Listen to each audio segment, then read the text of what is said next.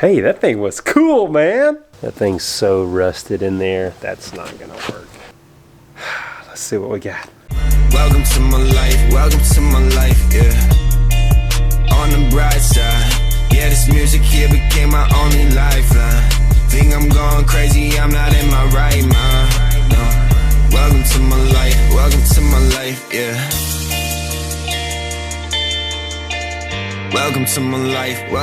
life, yeah. Hey guys, welcome back to the channel. So we're gonna pick back up where we left off on the Gator. The last thing that I was doing, I was working on trying to flare the brake lines on this thing. Thought it was gonna be easy, but there's a lot more skill to that than you would think. You really have to do a good job of prepping, getting the line cut really smooth, filing it down, and even I think where I was messing up is the hole was getting a little skewed. So the hole, when I put the little adapter in, I think it was causing it to bend funny, to flare funny. So I finally just gave up. I mean, I did it probably 6-7 times. I finally just quit. I got frustrated with it, but came back out the other day and nailed it. Went ahead and put it on, so I'll show you. So you can see the new copper line. That is the line, the brake line. Honestly, I'm not 100%, but I think this is where it's supposed to be connected. I do need to add some brake fluid in there. Have not done that yet because I just didn't want to do it while I was in the garage for spillage purposes. The next thing that I really want to work on is tracing the wires from the automatic dump to the back so that I can put that actuator in and actually have the bed dump working. So I did buy this wire tracer that sends a signal, and it's supposed to help trace the wire. So I'm going to try to do that, see if I can figure out where those wires, I'm guessing they come somewhere in here, but I think they stop. So I've got to figure out where it stops so I can keep running it, or perhaps stops here and it doesn't go all the way back, but that's something I've got to figure out. So we're going to do that now. So I've attached this actually will send a tone. That is the little harness that plugs into the dump. We're going to turn this on, and then this is the other end that detects the signal that's being sent. So we'll come around. That's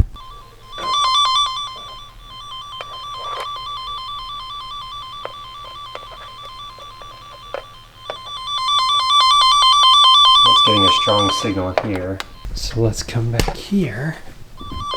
Hey, look at that. Sweet! See the difference?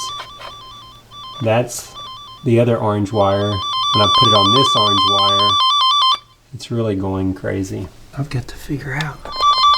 Ooh, looky here. Looky here.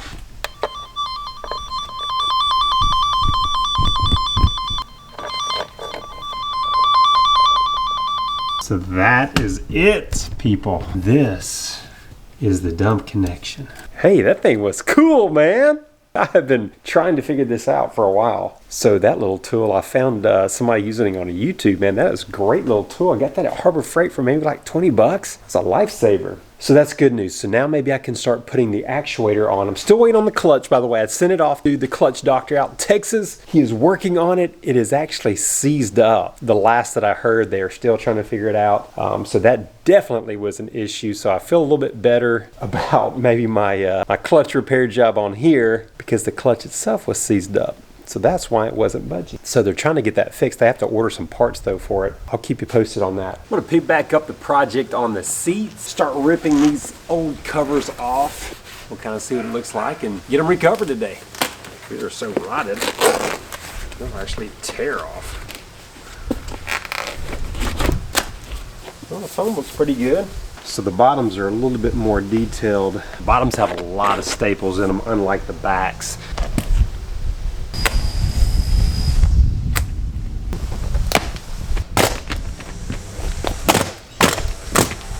Alright, if you remember, I couldn't get some of these bolts out, and I just was so frustrated, I just cut them off. So when you look, they're just rusted. I don't know if they had some kind of anchor, or they may have just been glued. So I've got to drill those out, or try to get those out. Before I drill it, I'm just going to see if I can get some vice grips on them and see if I can twist it out. I feel like I've done enough damage already. So if I can prevent any more damage, we'll try it.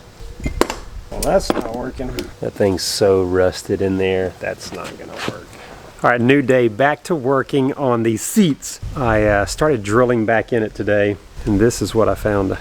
So here's the rusty bolt that was actually inside, I guess, this piece of plastic, but it had just rusted so much in that bolt, and that the bolt was just spinning inside.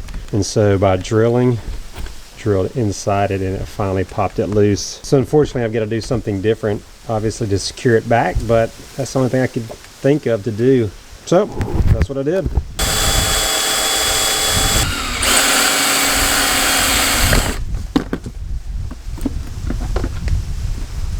That was the last of them. All these little rusted, broken nuts. Gone. So now I'm going to spray some adhesive where I'd rip the foam back off the backing. So I'm going to seal it down and begin to wrap the new seats.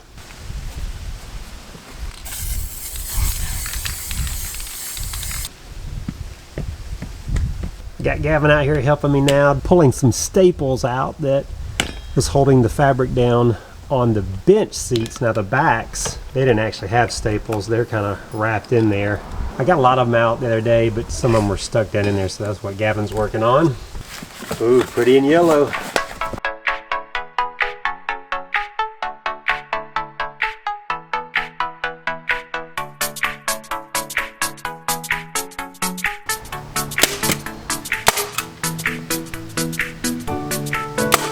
Finished all the staples, so looks good.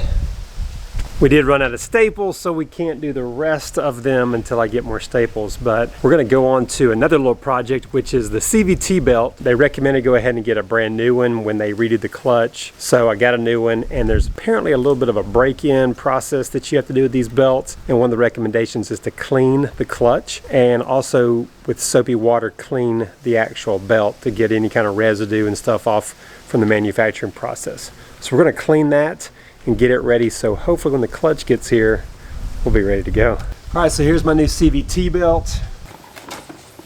Got that washed with the Dawn, and then it said just let it air dry, so we'll just let it air dry, and then I'm gonna do a little bit of scrubbing with a Scotch-Brite. I shouldn't say scrubbing, because they said don't scrub too hard, so maybe a lightly cleaning, a light rubbing, a light cleaning of the clutch.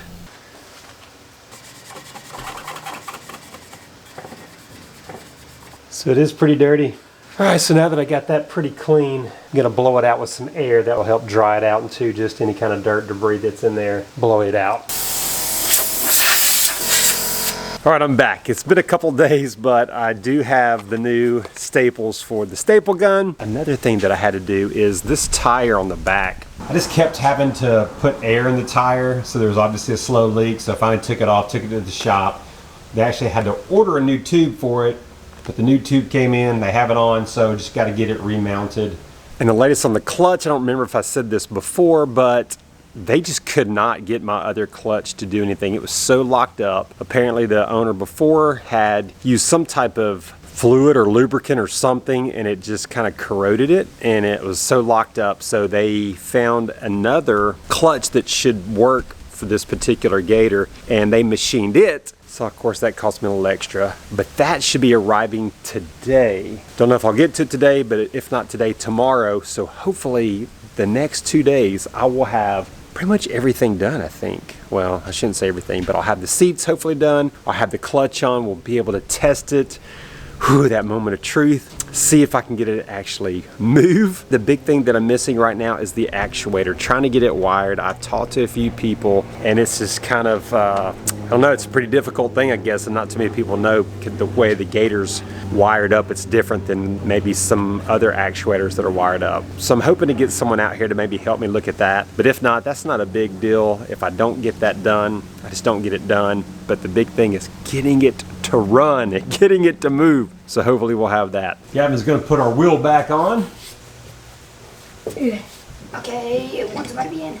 Okay, you got it. Push it. Do it a little bit. Now do the one diagonal to it. This will help get it on evenly. Now you can hit the other ones a little bit. Oh, I know. So, what do you do? I can't. Now be careful. Now that's to push it up. So look, you push down to push it up.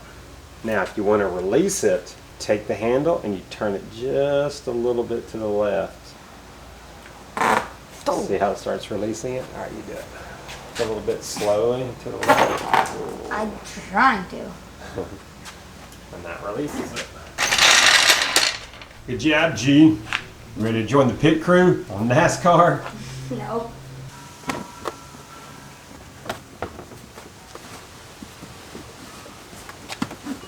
I like these covers. They're actually very stretchy, so they stretch over well.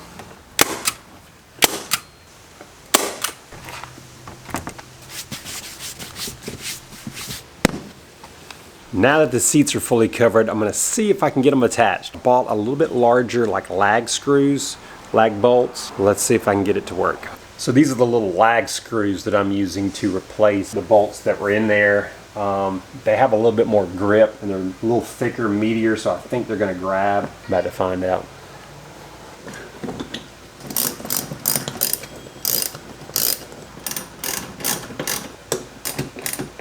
For sure not perfect, but kind of works. It holds.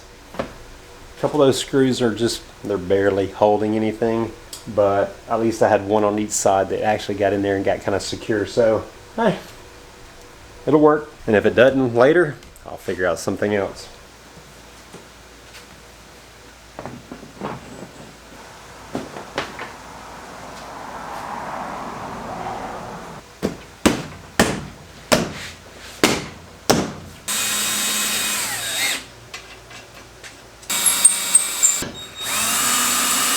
New morning, but the package arrived last night. All right, so this is the clutch. Supposedly these that have been machined properly are even better than brand new ones. I don't know. That's just what I hear about these John Deeres. Specifically, I guess these models, the 550s. So let's see what we have. Well, I guess it looks good. Honestly, I don't know what it's supposed to look like, but this is supposedly it, man. All right, I'm getting a little nervous, honestly, guys. All right, so I'm gonna put it on. Let's see what we got. Let's get to it.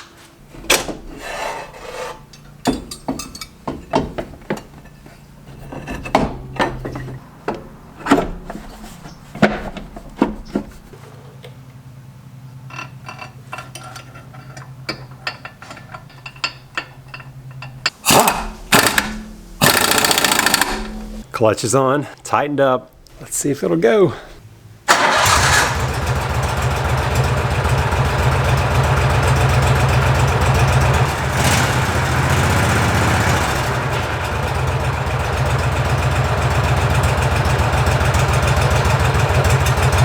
Well, it cranks and it's spinning. However, I can still not budge the gear shift. It is just locked. So I'm hoping that just means I don't have the cable and this lever adjusted just right. So I'm going to work on that a little bit, see what I can figure out.